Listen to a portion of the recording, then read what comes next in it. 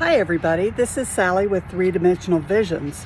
Welcome to this week's session of Studio Life. So what we're planning to do is have a weekly webcast that talks about topics from blowing in the hot shop to fabrication to possibly Zen in the warm shop and shifting shapes in the coal shop. Everything we do here in any one day.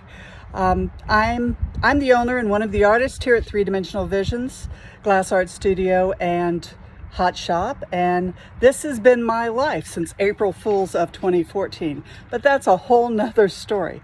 My family and I live and breathe glass. Before this, I was a geoscientist and I did business development, sold ideas to management and other companies and modeled the earth trying to understand fluid flow and geochemistry. So glass is a new but old idea to me because I worked with silica sand all the time. So today I want to talk about fabrication, the value of perseverance, and the ocean. Running a glass art gallery and studio is a lot like watching the ocean. The tide rises and falls.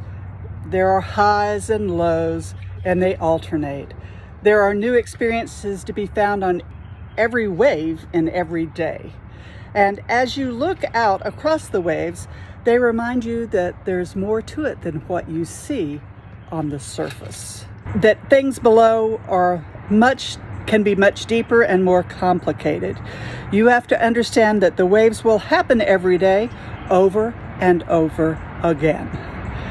So they will knock you down and perhaps even drag you under. But if you go with the flow, you'll come back up to the top, a little fatigued, but hopefully ready for the next one.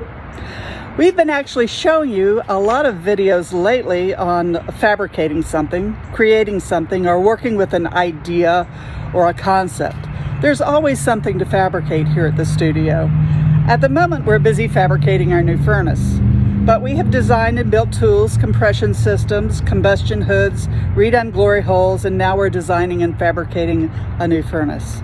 And that's just in the place we call the studio or hot shop. Oh yeah, we've also created some art. I can't seem to call that fabrication for some reason, although it is in the broadest sense of the word. We actually have a building we call the Fabrication building. We also call it the blue building.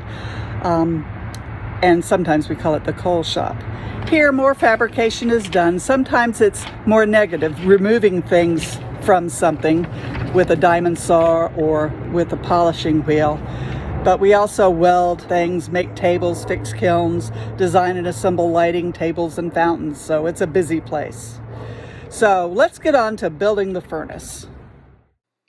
So these are the molds that we build out of wood, and we seal them with Thompson's water seal. That little square is going to be the raking port, and we'll talk more later. So Marta's going to bring that over. You see she's got a respirator on that's 50-something pounds, and so she's lugging that over, and she's going to trowel that out, or scoop it out, and get ready. It fills about 3 inches is what the goal is. And so she's putting that out into the mold. They water seal these molds, as I showed you earlier, and we originally thought we'd be keeping these till the next time, but we realized that on the ones that we had multiple castings on, that they were actually starting to warp already, so there was no need to do that. So this process is all just about, mixing these castables, putting them in the molds, and smoothing it out. And we'll show you all of that for this.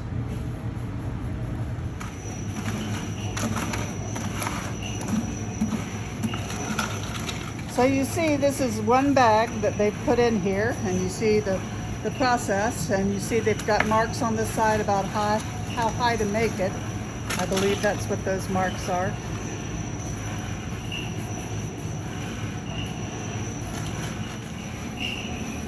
So she's just smoothing it roughly with her hand, The directions say do not trowel it, so we don't. And so we just smooth roughly with the hand, and then we will add more as soon as that mix is ready. Let's go check on that. So we're going to walk on by. This is going to be the mold for the gathering port, and I think Patrick is finished up with the mixing. Let's see if we can get some of the pouring out. Yeah, you can see that consistency. It is much like concrete.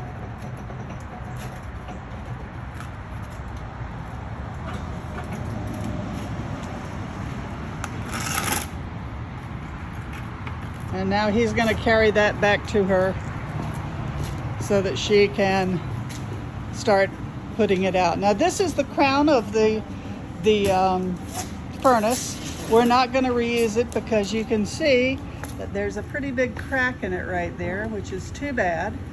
But so we're going to be casting that also in place.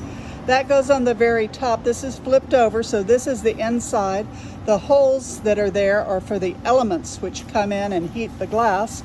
And so it's in a crown where the heat comes up, and you can see that it's got a lot of desiccation cracks in it. It's pretty interesting. It looks like mud cracks. Being a geoscientist, I'm always putting things into geological terms. But that's what we'll be doing in a week or two. So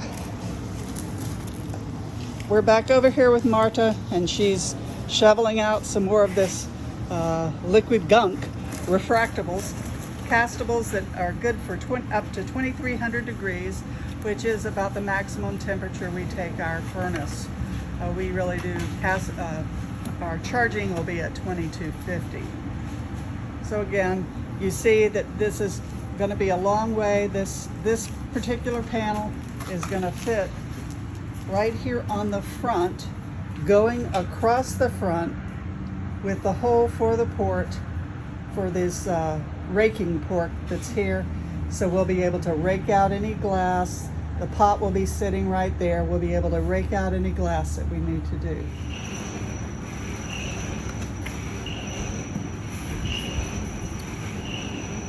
I'm a geologist, and I always like playing in the mud, and so this looks like fun to me.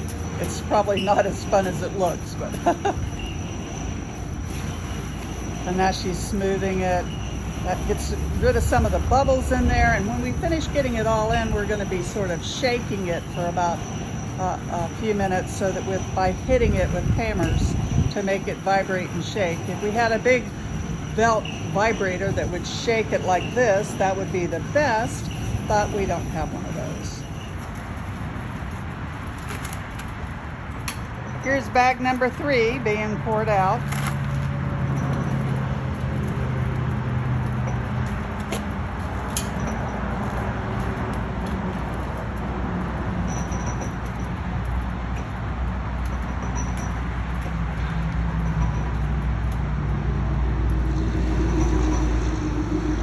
So we thank everybody for their donations towards our GoFundMe account for the furnace.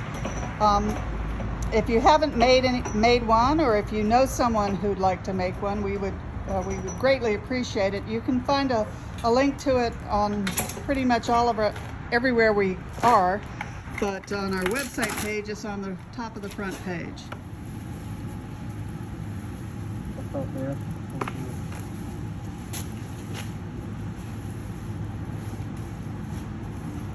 One more?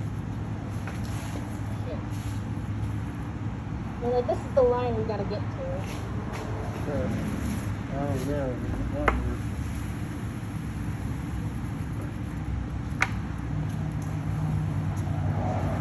So they're watching their line. They've marked the depth. I think that's about 3 inches, isn't it? About 3 inches, and they've marked the depth on here in 2 or 3 places so they can see it. And Marta's doing a great job of smoothing that around, and Patrick's going to pour in the rest of this 3rd bag. I'm putting my foot. I think, yeah, that'll be the top. We don't need any more.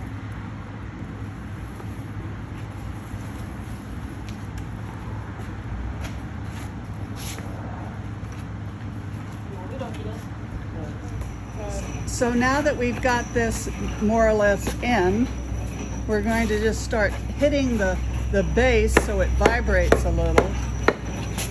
And we're going to do this for a while. Like I said, if we had something that shook like this, that would be great. But we found that this vibration would keep us from getting stratigraphy in here. So let me show you one of the more recent ones we did. See these, you really don't see any stratigraphic layers in that. But if I come over here to the first one we did before we realized we needed to vibrate, you can see that it's got some stratigraphy in it from the 3 different flows of the material. So we'll just continue to do that for 6 or 8 minutes. I can't remember what they've decided on as their optimum time.